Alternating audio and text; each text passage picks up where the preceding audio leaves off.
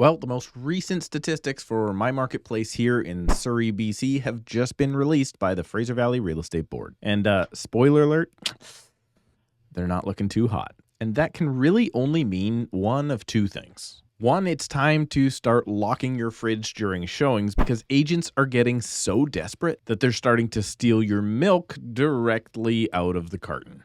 Ugh. Sick. And two, this being the first video on the channel after the numbers have been released, that makes this the Surrey Report. This month, I'm going to review the numbers across the city's 4 major areas. But first, and as always, here are the numbers for the City of Surrey as a whole, presented by my amazing team. In July of this year, we had 167 condos for sale, and July of last year, it was 255. This year, we have a benchmark price of $541,300, and that is a 3.3% month-over-month decrease, and an increase year-over-year of 18.6%.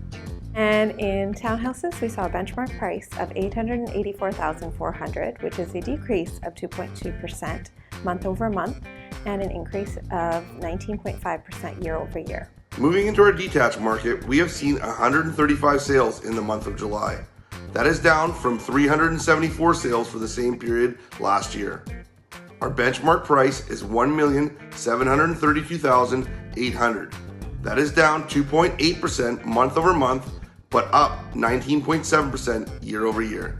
All right, there you have it. The numbers don't lie. That's what's happening in the City of Surrey. But next, we'll break it down into the city's 4 major areas. And those are classified by the Fraser Valley Real Estate Board as North Surrey, Surrey, South Surrey, and finally, Cloverdale. And please also comment down below if you live in any of these areas and let me know where you're watching from. Also, remember to subscribe if you would like to stay up to date on the Surrey and Fraser Valley marketplace. And of course, remember to click the like button to help me grow this channel, and hopefully I can help keep the members of the public like you informed about the real estate market. With that said, let's hop into these stats amazingly provided by the Fraser Valley Real Estate Board so we can see what's gone on across the whole market and exactly where we stand today. Just so you know, this video is going to focus on the market as a whole, combining all of the asset classes. And over the coming days, I'll release a video drilling down into the detached market as well as condos and townhouses. So you can hopefully use that information to better determine your situation, whether or not you're trying to get in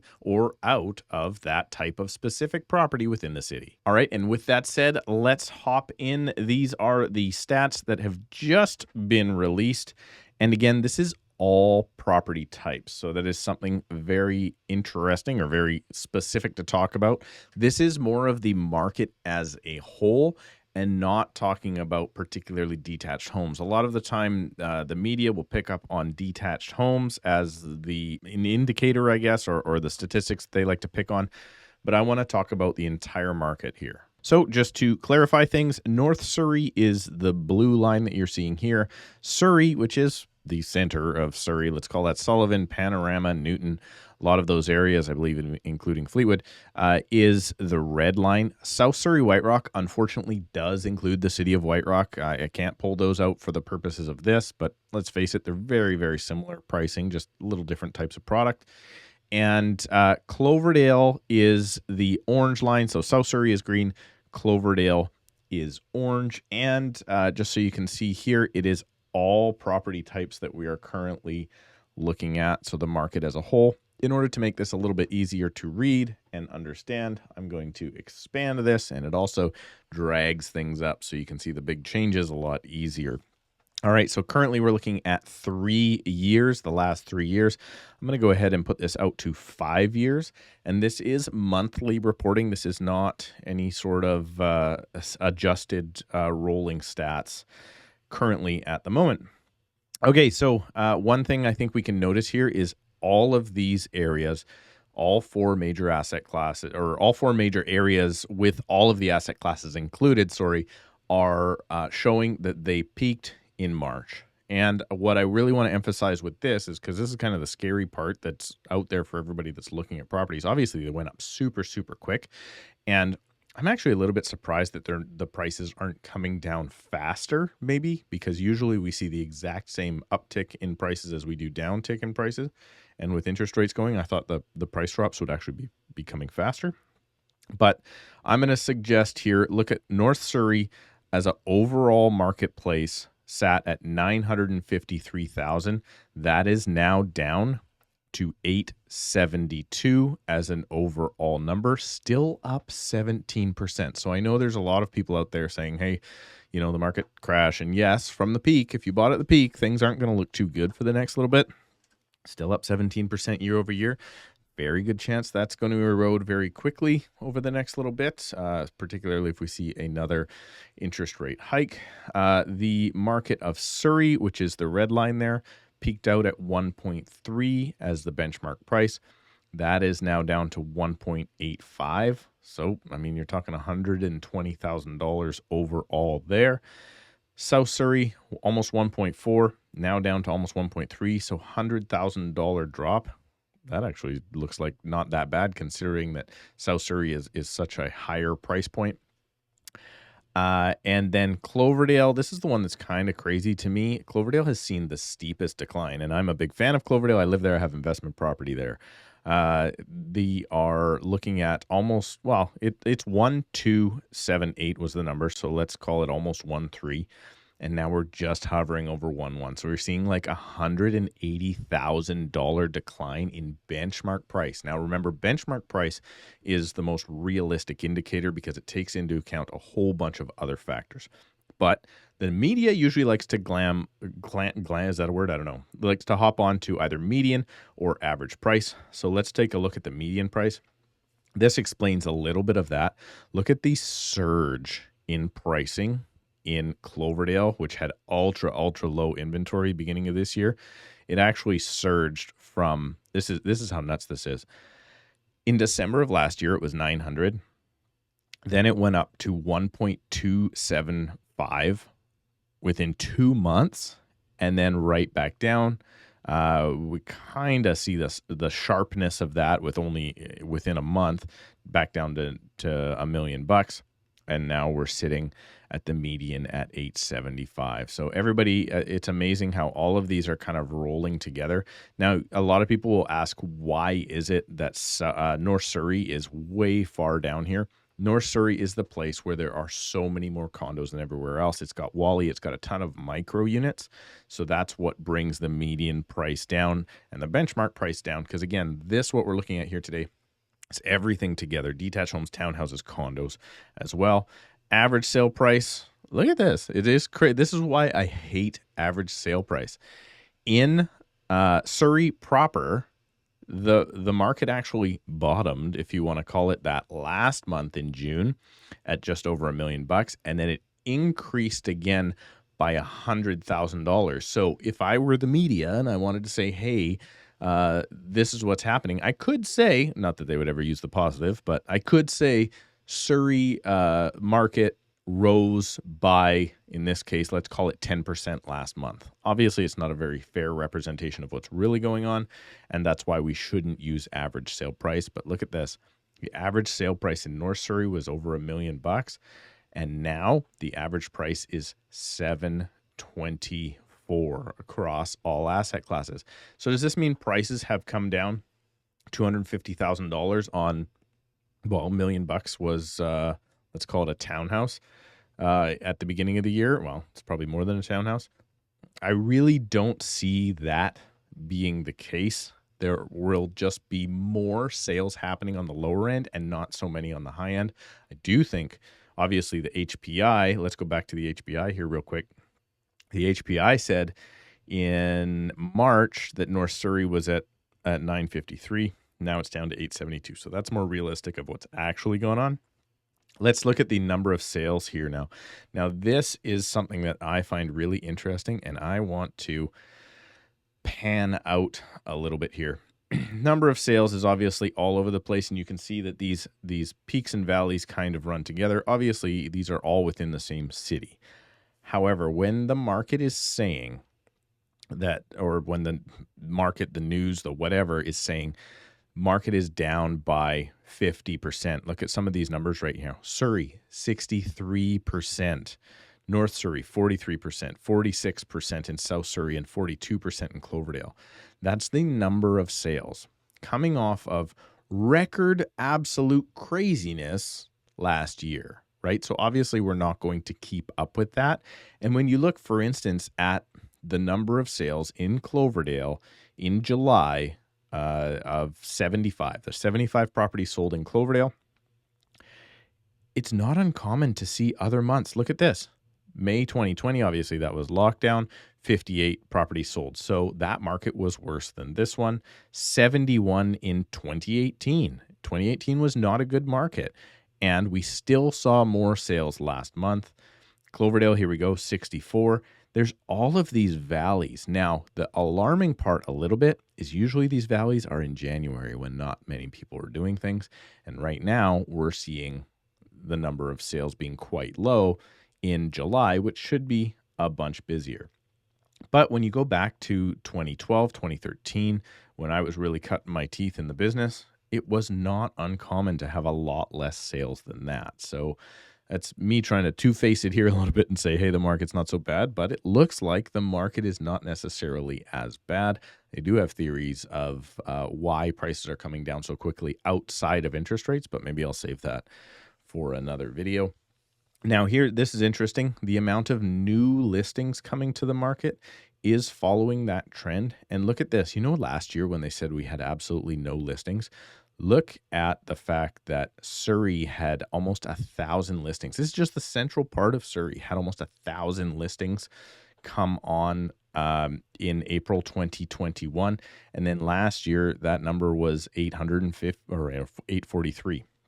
So again, these number of new listings coming to the market is now dropping, which is strange to me. I mean, you figure if we are in such a heavily declining market, we should see a ton of new listings flooding to the market, and usually that's what's pushing prices down is too much product and not enough buyers. We kind of are in that, except the product is also coming off. You'll see the number of new listings coming to the market in most areas is down substantially. However, the number of active listings, so the accumulative listings stacking up on the market is now, well, hey, look at this. Over the last little bit here, last 2 months, it has actually turned down again, which is a little bit insane to me. It should be going up, but it's obviously a lot higher than it has been over the last little bit in 2020, 2021. However, actually, it's not even higher than 2020. I'm making a fool out of myself here. However, let's again go back to 2013, 2012, 2014, 2015. These were way worse markets than we're currently in right now. In the city of Surrey in May of 2013, there were 1,925 active listings on the market. And right now we have 1,000. So we're like less than, well, no, we're a little bit more than half. We're about 60% of what we could be in a very down market. Because remember, 2012, 2013, 2014, that was still the after effects of 2008. So could this be yet something that is coming down the road? Possibly. But at this point, active listings on the market is not really that high. Sales to active ratio, this is the insanity that you're about to see. So this is absorption rate, meaning if the property comes to the market, how many of them sell? Well, here's why Cloverdale went so crazy. In December of this last year, 180% of the listings that came to market actually sold. Well, that doesn't make any sense, right? You can't have more listings than are on the market actually sell. Well, it's actually the new listings coming to market. So that absorbed a bunch of the previous that was already sitting from previous months. So basically everything sold in Cloverdale in December. And that's why we saw prices shoot up so crazy at that point. And now that more supply is coming to the market, that's why you're seeing such a drop. Now this is something interesting to think about. When you look at 17%, that's still not bad. That's not terrible. That is a balanced market. 17% of the listings are selling, right? 11%, that's getting a lot tougher. So Surrey is going to be in a tough spot right now where you only have maybe 1 in 10 properties actually selling. That's 10 months of supply. That's a buyer's market. Yeah, 17%. We're not doing so bad again in South Surrey, and 20%. So even though Cloverdale has come down so sharply, they still actually have a pretty decent absorption rate, being 1 in every 5 houses, which again puts them into a little bit of I mean, it's very balanced anyway. It's not a buyer's market technically. It kind of doesn't make sense to me, but this is what interest rates do. If interest rates didn't do anything, I think we would obviously see a lot different. Percentage of sale price, it's kind of silly. It's coming back to reality. When the market was crazy, it was not uncommon. Look right here. It was not uncommon to sell in Cloverdale for 110%. So this is the crazy bidding wars. We're now back down to very respectable numbers of 98% of asking, 97% of asking in most places. The worst currently, well, Cloverdale, South Surrey, White Rock, they're all pretty close to each other, but 96%. But let's go back to 2019 when that was another 2% in White Rock. It was much lower. But let's go back even further.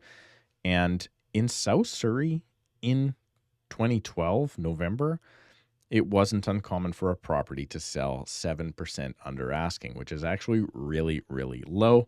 Again, that's median. Price per square foot, I don't think is a very good indicator within looking at the whole marketplace because there's so much there. It doesn't really matter. And then there is something interesting to look at, which is days on market. They are starting to creep up. But for the properties that actually sell, the average is North Surrey, 16 days, just over 2 weeks. Then 14, Surrey and South Surrey. Then 15. So all of the properties that are actually selling, this is probably the biggest takeaway that you can put in your brain if you're thinking about selling property right now. Or if you're looking at property, I guess. If the property is on the market for 3 weeks without a price reduction, those are the guys that are currently overpriced. But the properties that are selling are average selling still 2 weeks on the market. Crazy, right? Like still really, really good.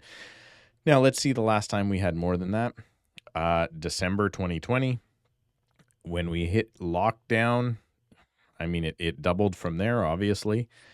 But previous to lockdown, January 2020, when the market was picking up, these numbers were a month to a month and a half in every asset class. So it wasn't crazy to be on the market for a month at a time. And then let's go back to, I mean, and again, this is only the ones that sell.